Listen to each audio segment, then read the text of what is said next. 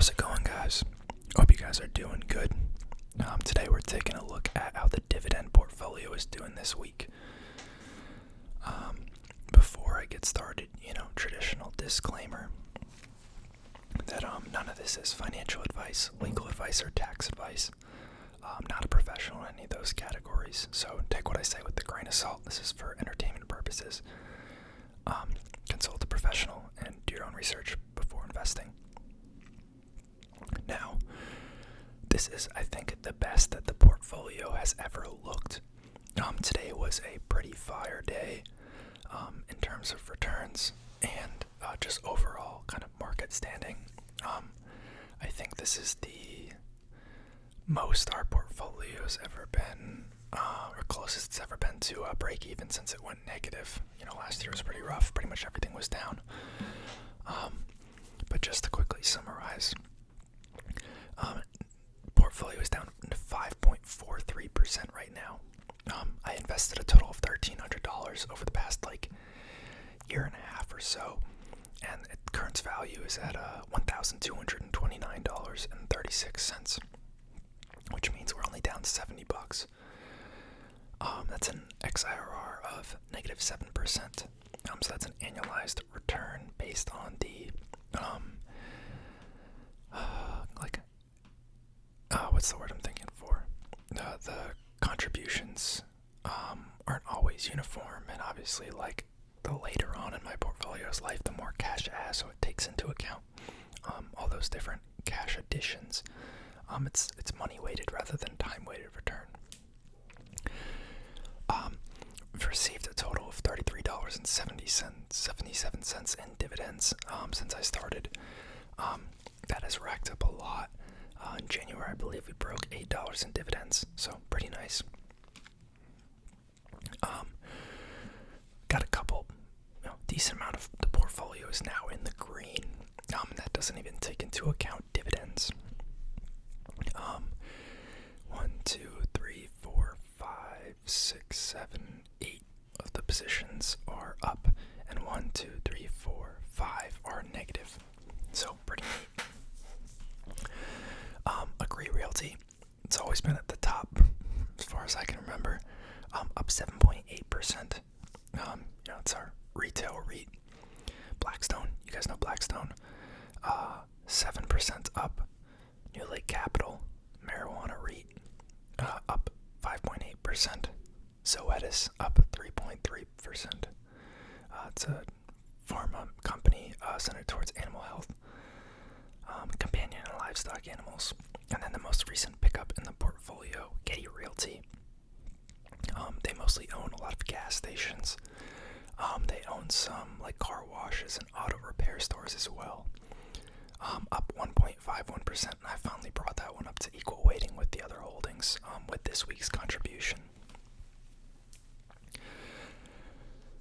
Then we have Equity Lifestyle Properties, up 1.46%. This is our campground, marina, and manufactured housing REIT. A little unique.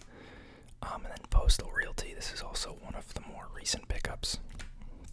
Basically flat, up 0.61%. It's a REIT that focuses on on leasing specifically to the U.S. Postal Service.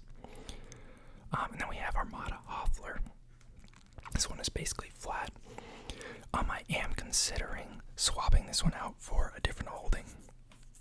So, Armada Hoffler is a diversified REIT.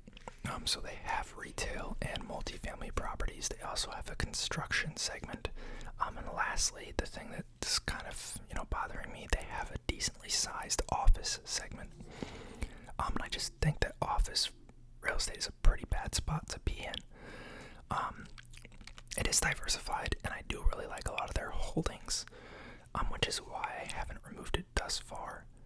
But I think that it might be time to shift that into something else, because I just don't want to be in office long term, and I think I could find a better place to put that money. So I've been looking at a couple data center REITs, or maybe I'll find something else. No decision's been made yet, but that one might be on the chopping block.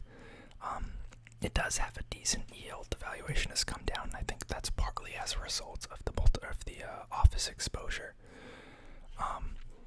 But I'm thinking that that one might go. I don't love to turn things over. Long term buy and hold I think is the best strategy to use, but I don't know. Office has just definitely left a bad taste in my mouth. And now when we're basically flat would be the time to get out. Then we have Torrento Realty. It's a fulfillment distribution warehouse REIT. Basically flat on that. American Tower down 5.2%. This is cell tower and data center REIT. So I already have a little bit of data center exposure there. Through their CoreSite acquisition, I used to own CoreSite in this account before they got acquired, so kind of funny.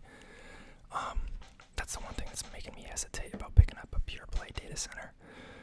So I might try and find a different holding, or I might just remove it and redistribute the cash to the other holdings for now. We'll see.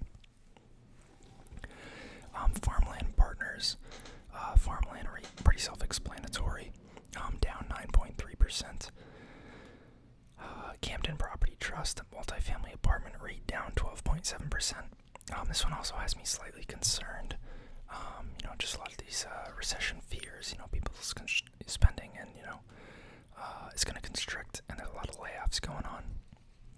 Could see some issues with affordability for their apartments, or tenants deciding to go for lower end apartments, because they are kind of nice. The Camden ones. They often have like pools and fitness centers and all that jazz that ends up resulting in a higher monthly cost to the tenants. So they may flee for cheaper establishments if they get laid off or just don't have as much money to spend. Then Medical Properties Trust, it's a hospital REIT, down 19%. Ironically, I'm worried about it. It's got a lot of bad press around it, but I don't know, it's kind of just been at this steeper valuation, lower valuation, given the increased risk, and some of the concerns about, tenant health. So it's at like $12 or $13 right now, but the yield's up there. I believe it's in the 8 or 9% range, and right now I think that's a good enough risk reward for me.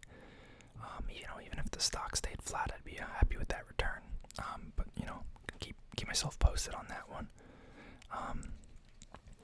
So yeah, MBW has been the biggest contributor to dividends, as well as Armada Hoffler. That is partially due to the fact that I've just owned those two a long time, so they've had more quarters to contribute.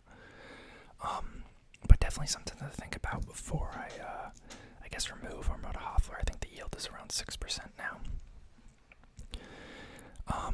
So yeah, I do think I will make a video on some healthcare stocks. I think I want to keep it separate from this portfolio, just kind of for tracking purposes. And I might contribute, more than $20 a week to those kind of stocks. But that's kind of a thesis I talked about in one of my last videos. And so I've picked some healthcare stocks that I think I'm going to put some money into. And I'd like to share that with you guys and kind of make that viewable and track it on the channel as well. I think it'd be an interesting thesis to follow. So you'll probably see a video on that in the next week or so. But other than that, let me know how you guys' portfolios are doing. The past 2 days have been phenomenal in my eyes. Everything's been up pretty significantly. So let me know how you're doing. Let me know if you want to see any other videos, and I'll see you next time. Thanks for watching.